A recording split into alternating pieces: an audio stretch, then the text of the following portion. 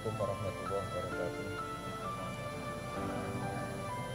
Bismillahirrahmanirrahim. Alhamdulillahirabbil alamin. Allahumma shalli wa sallim barik ala sayyidina Maulana Muhammadin wa ala alihi washabihi asmain.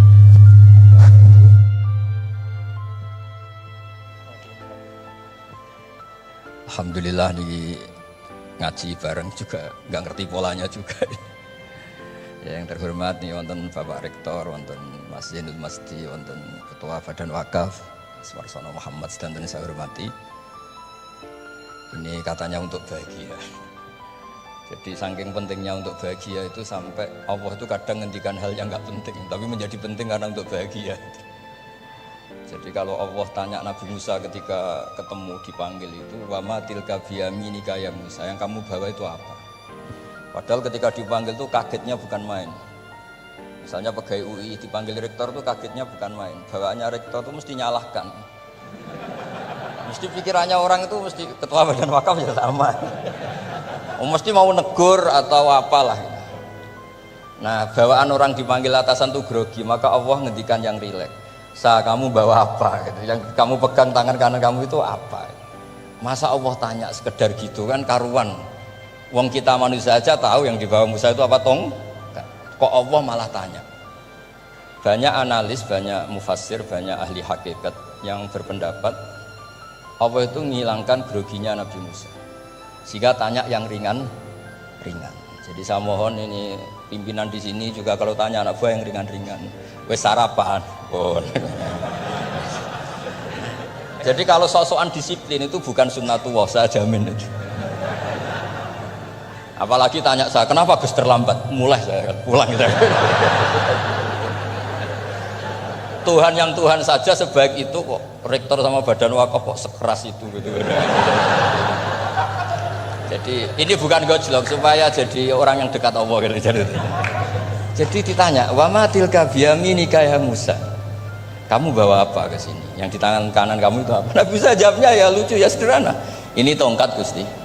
Tak pakai menggembala kambing, tak pakai ini itu. Bisa masih bilang dan lain-lain.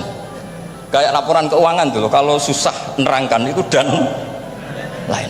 Terakhir ditutup waliya fiha ma'aribu ukhra, dan masih ada lagi yang lain di depan Allah. Kamu lapor audit di badan wakaf, diterima enggak laporan lain-lain? Ini teman saya lama ini. Saya di UI itu sudah lama, cuma inginnya dikenal Allah, tapi sekarang malah dikenal rektor. Aduh repot agak. Saya dulu dari anak Profesor Zaini itu mulai 2000, tahun 2000 dekat sekali dengan saya, sering ke rumah saya, ke kontrakan saya karena diskusi tafsir.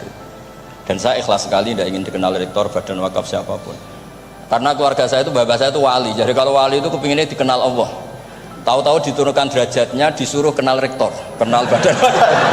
Jadi ini ada pemakhlukan. Ya ada pemakhlukan, Turun dulu baru naik. ya. Jadi saya artinya gini, saya di sini itu sohibul bait. Jadi tadi Mas Masdi itu keliru kalau nanti saya ngisi, saya ini sohibul bait, nanti yang ngisi ini. Maksudnya seperti itu maksudnya. Jadi, karena tuan rumahnya saya Pak Warsono. Ya, ini tamu ya. Tapi ternyata pemakhlukan itu penting. Di dalam ilmu tafsir diantaranya itu dikenal namanya tanazzulatul maula. Allah itu menurunkan martabatnya. Allah sebagai Tuhan tentu tidak pernah menghutang kita, tidak pernah merasa dikasih, karena semuanya itu milik Allah. Tapi Allah untuk memotivasi orang amal itu ngendikan Allah, man dzalladzi yuqridu waha qardan hasana. Siapa yang mau menghutangi saya? Allah itu tentu tidak butuh hutang kita, karena kan semua milik kita itu milik Allah. Tapi supaya orang termotivasi amal, merasa superior, merasa heroik, saya mau menghutangi Allah, saya mau menolong Allah. Padahal Allah huwan nasir, Allah ni'mal maula wa ni'man nasir. Tapi Allah mengistilahkan dirinya intan suruwaha, jika kalian menolong Allah. Wahal yahtaju ilan nasri, tentu tidak, Allah tidak butuh pertolongan kita. Tapi itu tanazzulan. Allah yang Tuhan saja menurunkan derajatnya untuk komunikasi dengan manusia. Artinya kalau saya makomnya sudah fana kenal Allah, saya juga ikhlas turun derajat kenal rektor gitu. Jadi itu insya Allah tidak masalah. Gitu. Ben sampean pernah dengar ilmu hakikat itu memang gitu. Jadi saya ini memang sudah sering cerita ke Pak Fajar, Pak Sadeli, Pak Junaid. Saya ini sudah daftar ingin jadi resi lah. Saya sudah nggak pernah keluar-keluar. Saya di rumah ngaji. Tapi ngaji kalau ngaji terus ya. Saya belum pernah tidak ngaji. Satu hari minimal ngaji 4 kali. ngaji fikih yang saya sering itu fikih, nambah bahasa emang ahli usul fikih. Dulu pertama Profesor Zaini melibatkan saya ini cerita ke Mas Majdi itu gara-gara beliau itu profesornya itu sastra, adab, di Al-Azhar itu adab. Iya, Zaini. Orang tua redaktor. Iya. Sekarang. Nah karena jurusannya adab, beliau memang pakarnya kalau menghaluskan bahasa. Tapi masalahnya di Quran kan banyak fikih juga dan beliau cari ahli fikih. Singkat cerita, entah gimana ceritanya Allah yang mempertemukan ketemu saya. Nah kenapa kita butuh fikih, tidak sekedar kesusastraan atau ilmu adab? Karena ada tafsir atau fikih dalam Quran yang mau tidak mau harus difikihkan. Misalnya begini, wa antajma'u bainal ukhtain, kamu tidak boleh menikahi sekaligus mbak dan adiknya atau adiknya dan mbaknya. Jika Anda berpikir Quran itu hanya Quran, maka berarti apa boleh menikahi misalnya Sri dengan buliknya, Sri dengan budenya. Padahal tidak boleh juga. Tapi faktanya Quran hanya ngendikan wa antasma'u bainal ukhtain. Sebab itu zaman Rasulullah SAW sugeng itu nambahi wala binal mar'ati wa ammatiha wala binal mar'ati wa kholatiha. Juga tidak boleh menikahi Sri dan budenya atau Sri dan buliknya. Dan kebetulan Nabi itu tidak menambahkan wala binal mar'ati wa jaddatiha. Karena kayaknya itu nggak usah dilarang, ya sudah lucu aja gitu. Masa kamu nikahi perempuan umur 17 terus minat mbahnya umur 70. Lah itu kalau sampai butuh dilarang ya Anda perlu berobat itu. Tapi kalau bule kan kadang masih menarik. Orang-orang kayak gini itu misalnya nikah umur 17, bulenya cantik umur 30, minat enggak? Jadi artinya butuh dilarang untuk tidak minat tuh butuh dilarang gitu. Tapi kalau mbah Ngono kok ditakok. nah ngono kok ditakon. Ini pakarnya. Ini tetangga saya orang Bojonegoro, dulu benderanya Profesor Zaini juga. Artinya andai kan tidak ada usul fikih ini mimbabi itlaqil ba'di wa iradatil qul. Meskipun usul fikih itu yang menginduk ilmu balaghah, ilmu ini itu. Jadi Allah menyebut bainal ukhtain artinya diganti bainal mahromain. Jadi ukhtain itu ibaratun atau itlaqul ba'di, yaitu ukhtain mewakili kata mahromain. Dua perempuan yang punya hubungan mahram tidak boleh dinikah bersamaan untuk orang-orang yang poligami. Ini penting supaya semua tafsir juga gitu, lafat-lafat yang ada mahdzufnya itu kita jaga, baik itu secara keilmuan maupun secara fikih. Keilmuan misalnya begini, orang yang dilaknati Allah mala'anahu wa ghadiba alaihi, diantaranya diteruskan wa ja'ala minhumul qiradata wal khanazira wa abadat tauhid. Lalu misalnya secara penelitian tidak pernah ada makhluk manusia yang dulu jadi kera. Tapi melihat ayat itu seakan-akan itu pernah ada periode atau kejadian di mana manusia itu dirubah jadi kera. Wa ja'ala minhumul qiradata. Mau tidak mau kita butuh perangkat ilmu lain yang namanya balaghah. Itu orang Jawa itu kalau dilangkai kakinya itu hanya bilang kayak kera. Orang nggak sopan tuh katanya kayak kera. Tapi kalau dilangkai kepalanya langsung oh dasar ketek itu, dasar kera. Artinya dalam ilmu tasbih kalau kemiripannya itu biasa itu masih disebut ka seperti. Tapi kalau mirip banget perilakunya itu kafnya dibuang. Sehingga orang yang tuli banget terhadap kebenaran Allah bilang summum bukmun umyun. Orang kafir itu summun, tuli misalnya. Bukmun ada bisu. Padahal faktanya mereka bisa mendengar, bisa ngomong, bisa bicara. Tapi saking tidak pernahnya mau mendengar kebenaran, di redaksinya sumun, bukan kasumi tapi sumun. Begitu juga di bab madah memuji. Kalau orang agak ganteng, mungkin saya kalau muji Mas Masdi hanya kalkomar, muji Pak Rektor paling ya kalkomar. Tapi kalau muji Nabi langsung komarun, anta samsun, anta bedrun, karena gantengnya kelewat, sehingga kaf tasbih sepertinya itu dibuang. Nah, andai kan tidak ada fakta manusia itu pernah dirubah jadi kera di era itu, andai kan itu nggak ada, kita sendiri juga nggak tahu. Kita masih bisa menganalisis dengan teori balaghah tadi. Wa ja'ala minhumul qiradata ekal qiradah. Mereka atau mislal qirodah, mereka dijadikan Allah laksana kera, tidak berakhlak, tidak beretika, tidak bermoral. Ini pentingnya ilmu balaghah, sehingga kita tidak perlu mengharuskan orang berkeyakinan dulu tuh pernah ada orang manusia dirubah jadi apa? Kera. Nah misalnya ada yang berkeyakinan atau berpendapat memang itu pernah nyata, Itu ngendikannya Rasulullah, kemudian itu dihilangkan. Hanya hidup 3 hari, kemudian hilang sehingga nggak punya turunan. Jadi pilihan-pilihan dalam tafsir itu satu tentu riwayat, dua itu analisis balaghah. Nah, analisis fikih itu tidak kalah penting karena konstruksi Quran itu ada fikih yang sudah mapan. Seorang lagi ada fikih yang sudah mapan. Ketika Nabi Lut itu menyesali kaumnya itu lesbi dan gay, kelainan seksual. Itu Nabi Lut ngendikan haula ibanati hunna adharulakum. Kalau kamu ingin menyalurkan kebutuhan biologis Anda, ini ada anak-anak putri kami, hunna adharulakum. Itu lebih suci bagi kalian. Tentu fikih itu sudah mapan, maknanya dinikahi dulu dengan proses nikah yang sah. Nah, barokahnya fikih yang mapan ini Allah tidak cerita tafasilul umur, tidak cerita detail-detailnya. Sehingga salah sekali kalau kita sering bilang kita hanya kembali ke Quran. Itu tidak bisa karena Quran juga tidak berdiri sendiri dengan makna yang sebenarnya, karena turun itu ada asbabun nuzul. Ini yang terakhir supaya ngasih pekerjaan kan jauh-jauh dari NTB. Ya kan bisa dimanfaatkan secara baik dan benar.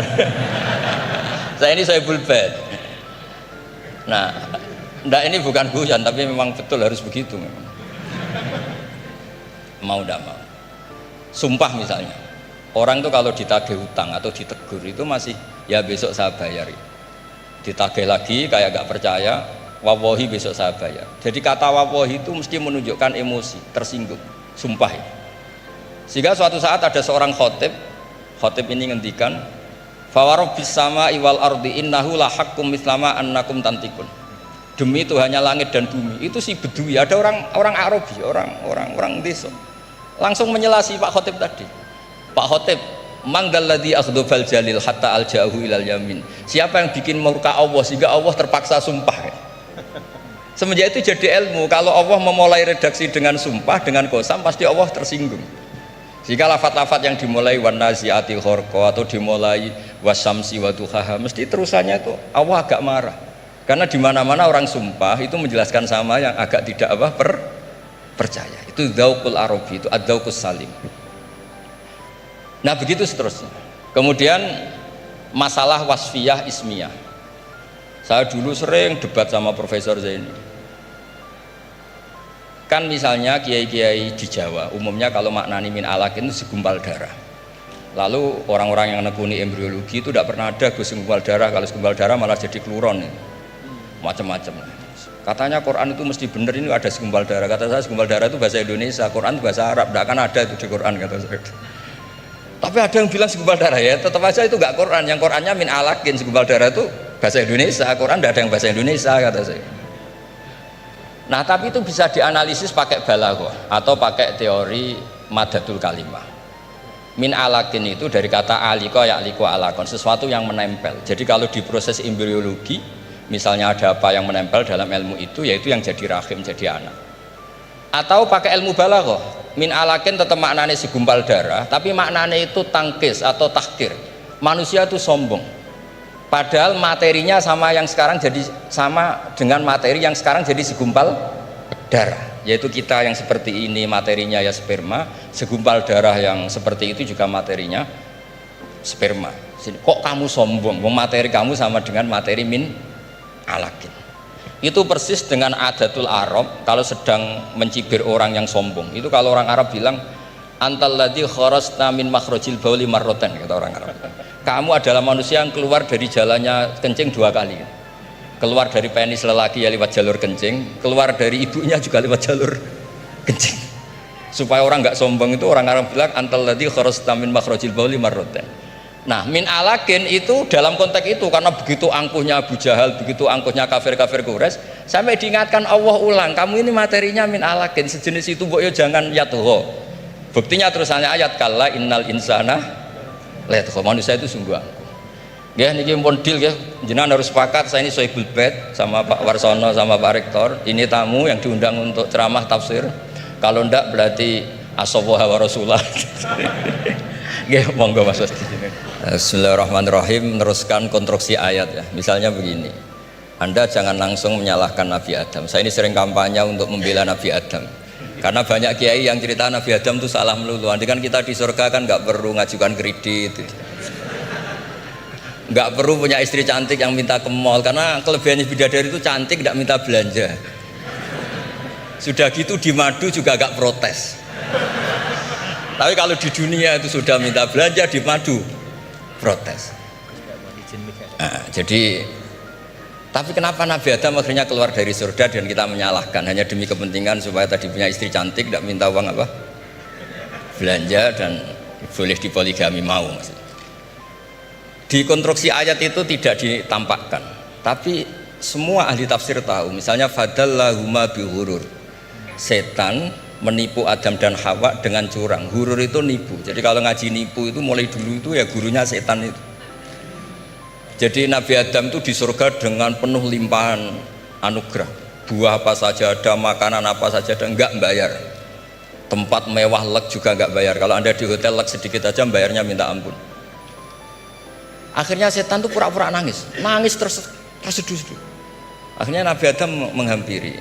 Kenapa kamu nangis? Saya ini iba sama kamu, kasihan. Nikmat begini nikmat, pada akhirnya Anda ini mati karena Anda manusia, pasti mati. Kasihan sudah senikmat ini kemudian Anda mati.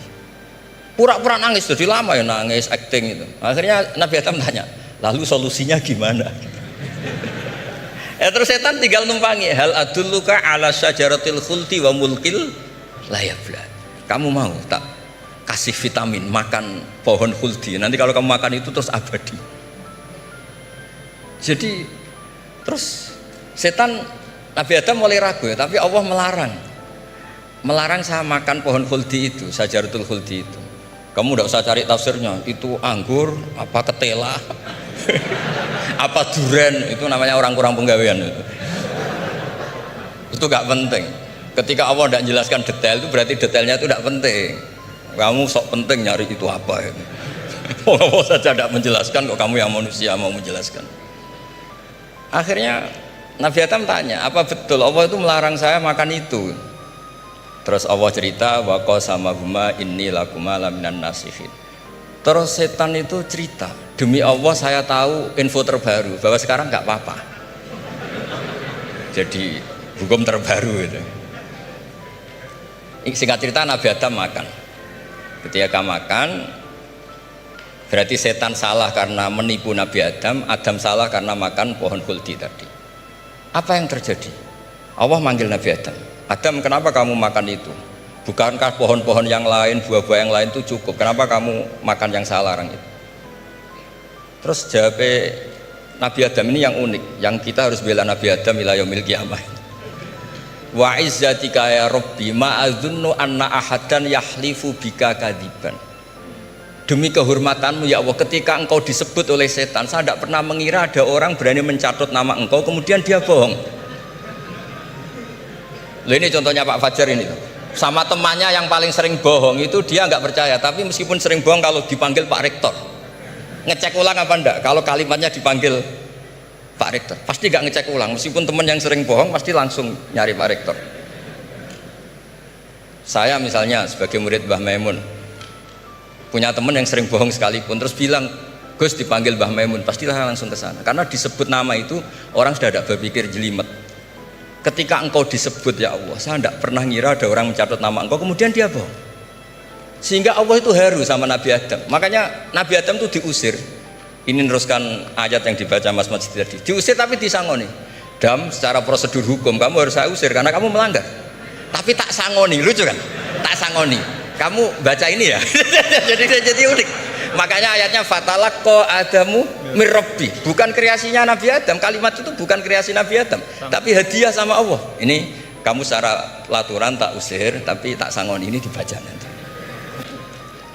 Tapi Nabi Iblis tidak disangoni, karena memang dia penipu betul. Sudah gitu akting pura-pura nangis, pura-pura ini itu.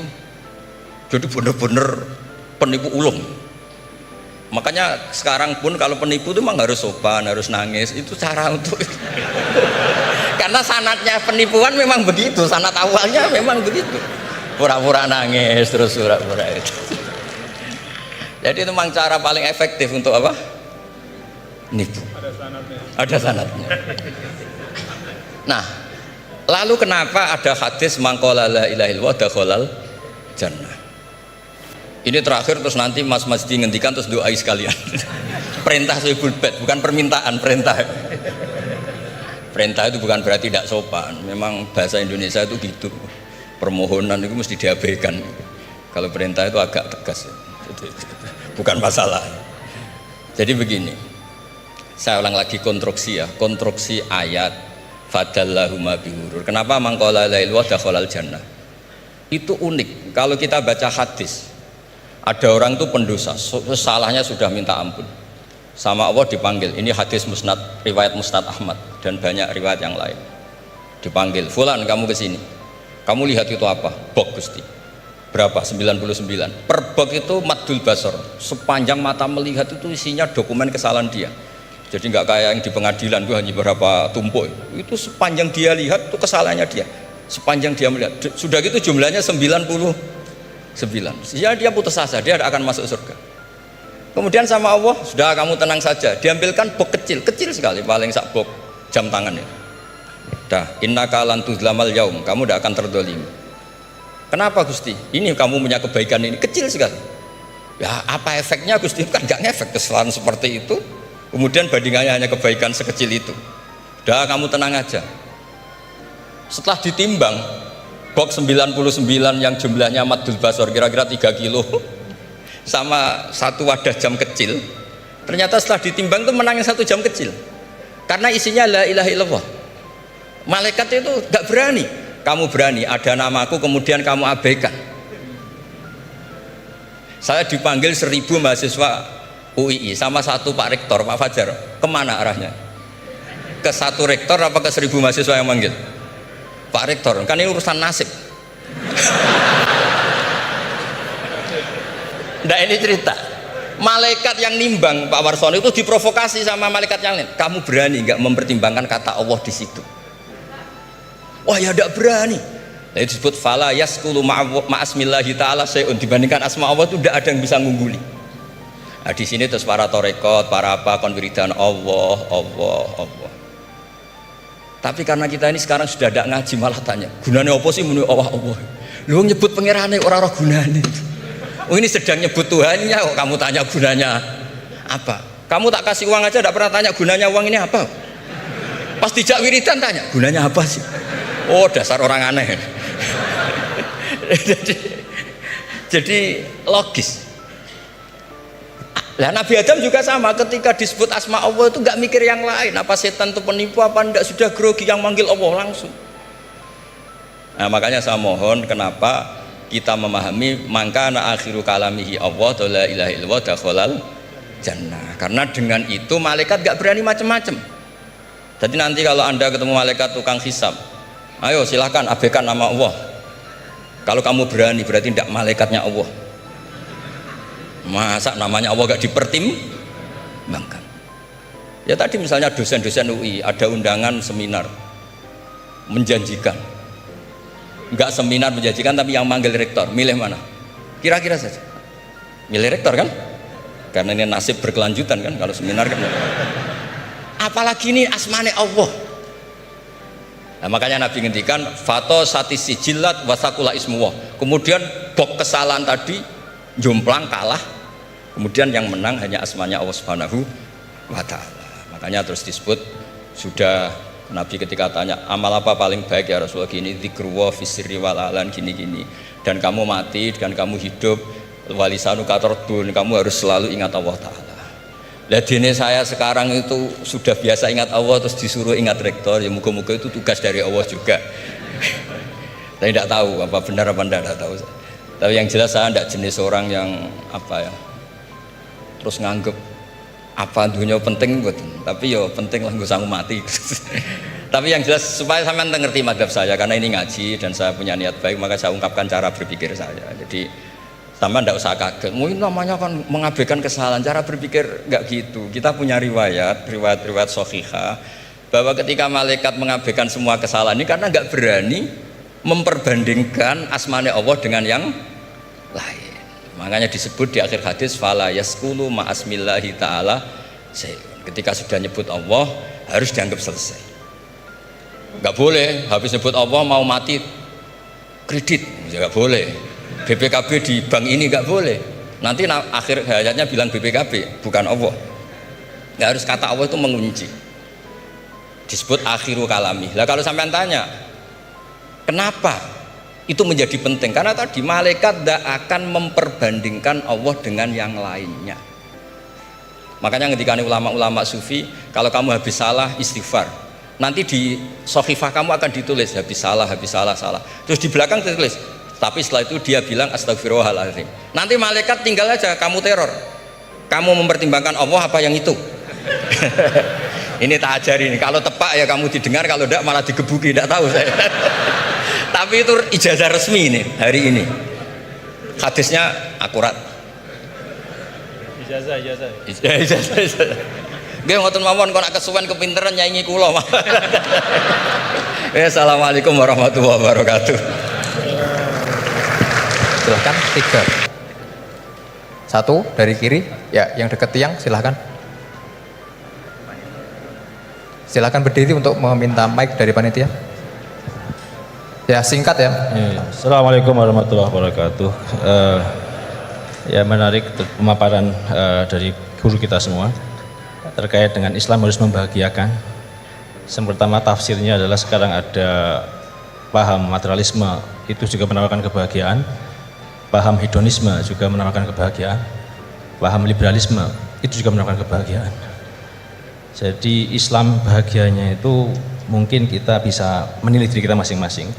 Hari ini paham apa yang kita pakai untuk bahagia? Apakah betul-betul Islam konsepsi atau Islam yang sudah berkembang jadi modernisme dengan kombinasi kapitalisme, liberalisme, kemudian hedonisme, kemudian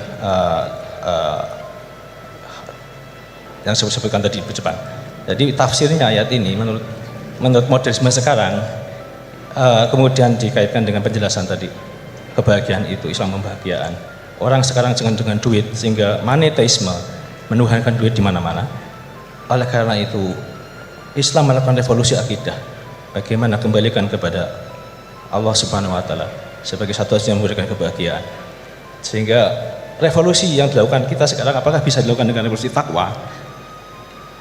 Ali Imran 102, ya ayyuhalladzina amanu taqwa haqqa tuqatih wa la tamutunna illa wa antum muslimun. Allah memanggil kepada orang beriman yang diakui imannya untuk bertakwa dengan sebenar-benar takwa, menjadi iman yang disamakan dengan kekasih Allah, wali Allah, dan kemudian kalau tidak mati dalam keadaan Islam, yaitu iman yang terdaftar seperti Gus sampaikan tadi, dia punya satu kalimat tapi berharga sekali, itu iman yang terdaftar, yang murni tidak kesyirikan. Pertanyaannya adalah bagaimana revolusi takwa kita buat untuk melawan revolusi industri hari ini yang sudah membuat orang tertipu. Sebagaimana Gus sampaikan, banyak orang tertipu, setan ahli tipu dengan lemah lembut, kasih sayang, dengan duit, ya, sehingga bagaimana kita menghadapi tipuan-tipuan dunia seperti sekarang lewat revolusi takwa yang kita buat, dan bagaimana bentuk konkretnya, metodologisnya. Mungkin itu saja. Terima kasih. Assalamualaikum warahmatullahi wabarakatuh. Waalaikumsalam.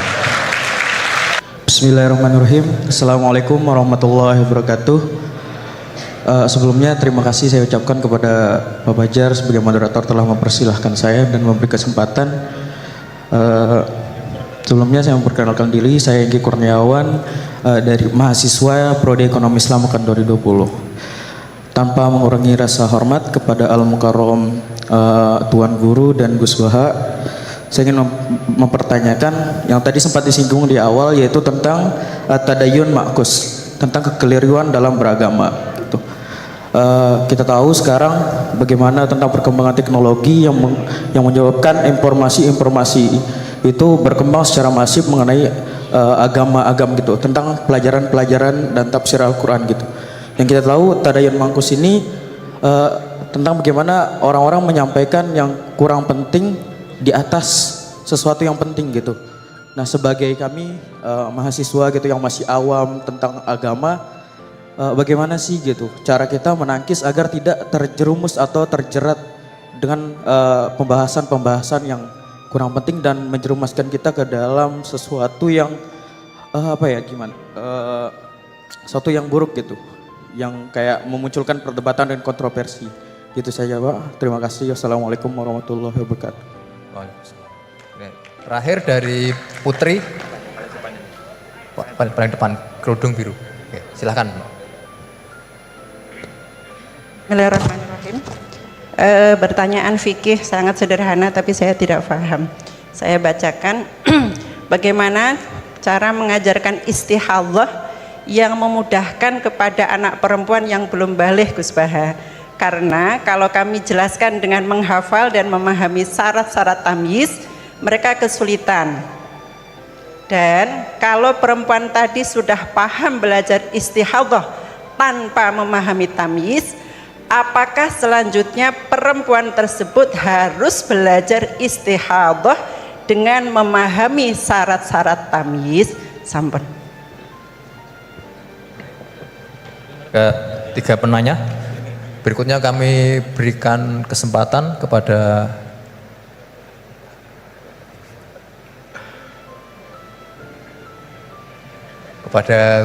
Gus Baha untuk menjawab.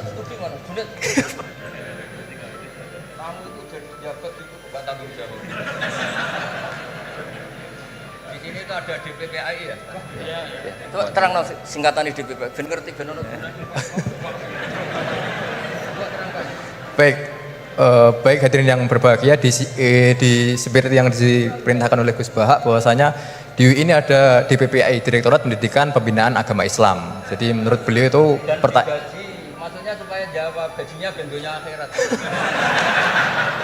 Menurut beliau yang berhak menjawab itu adalah orang DPPAI, wadah, karena yang bertanggung jawab atas Islam di UI. Bagus. Ya kan? Ini tak bantu.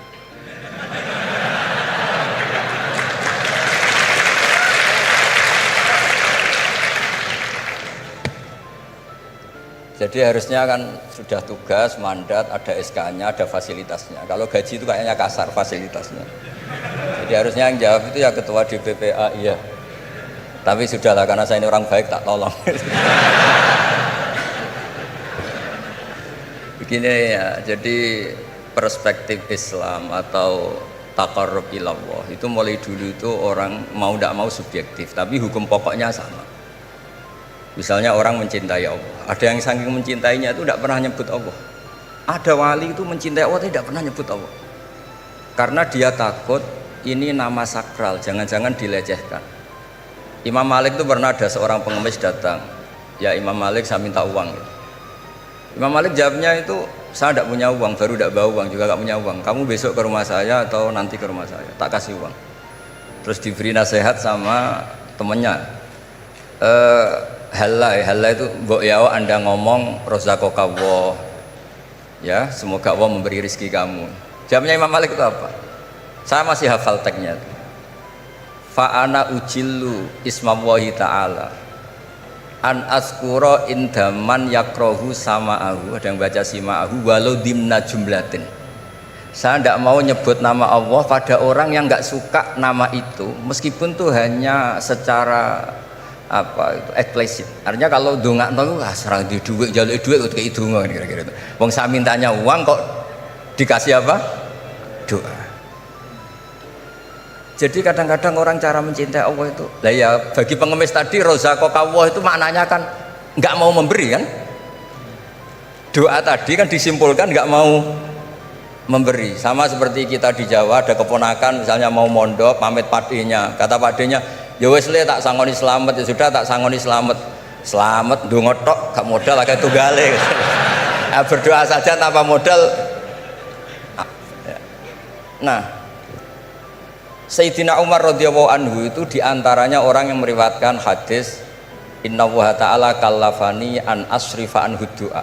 Allah memaksa saya, menugaskan saya supaya tidak semuanya itu dikonsultasikan kepada Allah Subhanahu wa taala. Sehingga banyak kiai kalau ada orang potongan rai mustajab, wajahnya itu tidak meyakinkan mustajab doanya. Iya saya ini miskin, utang saya banyak, nggak akan diijazahi disuruh doa atau duha atau baca waqiah. Karena sekali itu dipraktekkan dan kita tahu potongan gak mandi, itu nanti nyalahkan institusi doa. Jute saya duha juga tetap miskin, saya doa juga tetap miskin. Daripada Allah disalahin, mendingan pon sing kerja tenanan. Sayyidina Umar ketika ada orang minta uang dan minta doa, kamu harus kerja yang serius. Fa innas sama ala tumtiru daban, langit tidak akan menghujankan apa? Emas. Jadi di mana-mana mencintai itu ekspresinya macam-macam. Ada ulama yang saking senangnya umatnya Nabi senang silaturahim.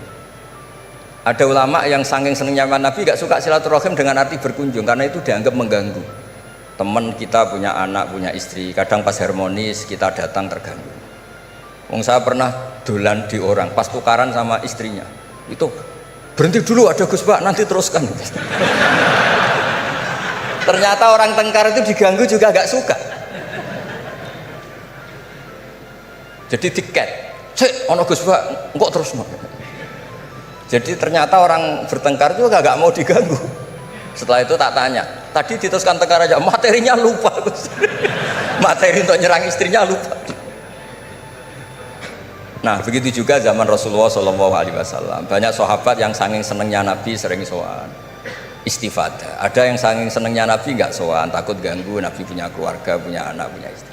Ada yang saking senengnya Nabi, kalau ketemu Nabi itu melihat wajahnya sampai dia tahu detail wajah Nabi kayak apa, rambutnya kayak apa. Ada juga yang sama sekali ditanya, sifli wajah Rasulullah, tolong ceritakan ke saya wajah Nabi itu kayak apa. Saya tidak pernah melihat wajahnya Nabi. Loh, ada ini sahabat masa tidak melihat wajahnya Nabi. Ijlalan rasa kalau ketemu beliau itu hormat sekali sampai gak berani menatap mukanya. Sama-sama seneng tapi ekspresinya beda. Saya kalau ngaji usul fikih di pondok saya sering cerita fal yukrim dhaifahu fal yukrim jarahu, itu Islam hanya memerintahkan ikram, memuliakan, tapi prakteknya beda-beda. Di kampung kamu ketemu tetangga tidak tanya itu sombong, tapi kalau di kota ketemu tetangga tanya namanya kepo, dianggap ganggu privasi. Sama-sama maknanya ikram. Ibnu Abbas itu kalau sholat cepatnya bukan main. Katanya seneng Allah, munajat lah, kok seneng cepet, berarti gak begitu seneng. Tapi Ibnu Abbas kebalik cara tanya, kenapa kamu kalau sholat cepet? Setan nata-nata mau goda saya, ternyata saya selesai, jadi kecelik dia. itu juga ilmu. Ya artinya cara itu tidak usah distandarkan gitu. Ya monggo lah, sepenting ada sanatnya. Ada apa? Ada sanatnya.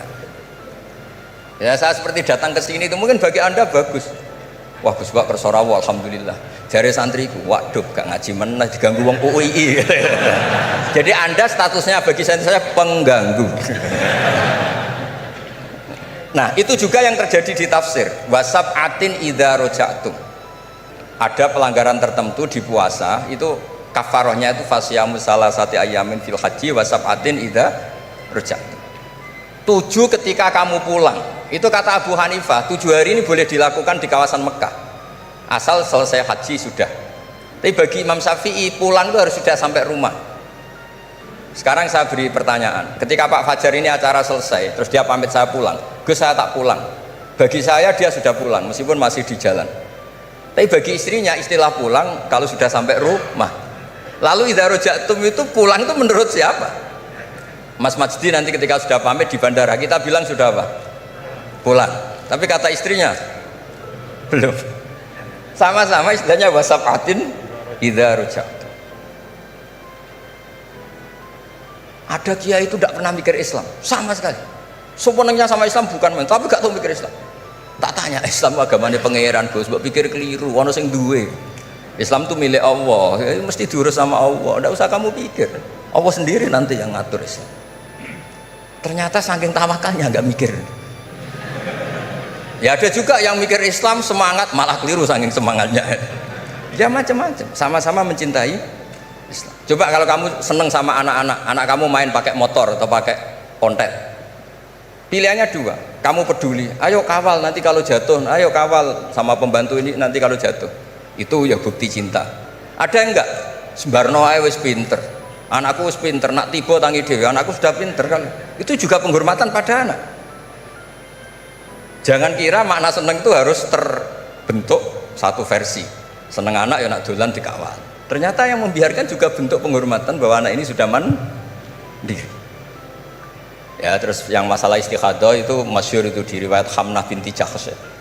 Hamnah itu haidnya melebihi hari wajar. Terus sama Nabi, sudah kamu saya haidkan sesuai tanggal yang sebelum kamu kena penyakit ini. Itu kamu anggap haid, lainnya kamu anggap istikhadah. Itu istikhadah paling gampang. Ikuti saja fatwanya Imam Syafi'i. Jadi misalnya Januari kok 6 hari, Februari kok sampai terus mulai ada penyakit sampai 1 bulan keluar darah, Maret keluar darah, itu kata Imam Syafi'i ngikuti riwayat tadi sudah kamu fatahayadi terus sitata ayam atau sab'ata ayam, terus Nabi ngendikan kamu menghaidkan seperti bulan-bulan sebelum kena penyakit istihadah. Lanya di istihadah. Itu namanya rudat ilal adat. Jadi supaya ndak ribet pakai tamyiz diukur. Ini darah ini lebih kuat dibanding ini, yang lemah ndak kayak sing tukang delok ya sopo gitu. Apalagi yang ditanya itu lelaki gitu tuh.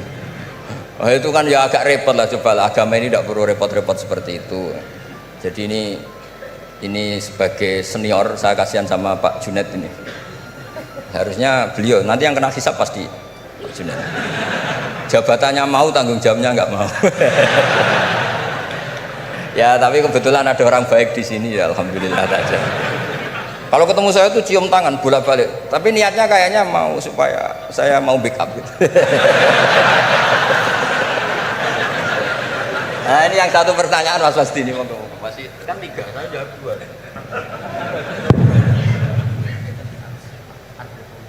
Harus revolusi teknologi bagi agama. Oh iya, ya sebenarnya kan perubahan-perubahan itu setiap masa terjadi ya. Ya kita menganggap perubahan hari ini perubahan yang paling penting ya karena kita hidup di dalamnya. Tapi bagi generasi-generasi sebelum kita ya perubahan yang terjadi pada masa mereka itulah yang paling penting gitu. Dan beragama kita hari ini ya itu kan juga sebagiannya dibentuk dari bagaimana para ulama kita dulu merespon perubahan-perubahan yang ada pada masa mereka. Jadi kalau kita lihat jangankan yang sekarang ya Gus ya, bahkan pada masa Imam Syafi'i pun kan, dan masa-masa para imam mujtahidin ya, mereka itu sangat membuka diri dan melihat dinamika-dinamika yang terjadi dan menjadikan ya hal-hal yang terjadi di tengah masyarakat itu sebagai bahan penting untuk merumuskan pandangan keagamaan. Dan karena itu kalau misalnya Al-Azhar ya, Al-Azharus Syarif itu sekarang punya perhatian pada 3 hal saja ya ketika bicara tentang pemikiran keagamaan. Yang pertama tafkik al-fikril mutatarrif. Jadi membedah dan mempreteli pemikiran yang ekstrim, mengembalikan kepada manhaj wasati. Itu yang pertama. Kemudian yang kedua tajdid al-khitabid dini, yaitu memperbaharui al-khitab, cara kita menyampaikan. Sebenarnya kan al-khitab itu kan cara kita mengajak orang beragama, supaya cara kita mengajak orang beragama ini tidak membuat orang semakin jauh dari agama ya. Jangan membuat ya seperti tadi beliau sampaikan, bahkan Rasul pun hati-hati ya ketika menjawab pertanyaan dari masing-masing sahabatnya. Nggak ada Rasul itu gebiah uyah ya, pokoknya ini mentang-mentang ini sahabat saya semua, saya kasih satu patokan plek harus kayak gini, nggak ada. Yang nanya tentang mana amal yang paling afdol dilihat oleh Nabi kan gitu Gus ya, dilihat kira-kira oh ini ternyata orang yang kaya misalnya, oh amal afdol itu paling banyak adalah berinfak, paling bagus. Dilihat kayak begini keadaannya macam-macam disesuaikan sesuai dengan mukhatabin. Itu Rasul ya, para sahabat juga begitu. Artinya apa? Beragama itu adalah sesuatu yang hidup. Tadayun itu ya taharruk, bergerak terus ya. Nah tadi disampaikan bagaimana cara kita merespon dalam situasi yang berubah seperti ini. Yang pertama yang nggak usah galau. Tadi beliau sampaikan agama ini milik Allah Ta'ala. Jadi kita jangan menggalaukan diri kita, menganggap diri kita lebih penting ya. Tidak ada manusia yang sangat penting sehingga dia tidak tergantikan dalam kehidupan kecuali para nabi dan rasul ya, siapapun itu fungsinya pasti akan ketika sudah masanya dia pasti akan digantikan, dan semua orang menunaikan tugasnya sesuai dengan kewenangan serta apa yang diberikan oleh Allah Subhanahu wa taala. Jadi tidak usah kita galau ya. Yang paling penting adalah menurut saya ya terus kita ngaji seperti ini untuk mendiskusikan hal-hal bagaimana kita bisa beragama masing-masing nyaman semuanya ya.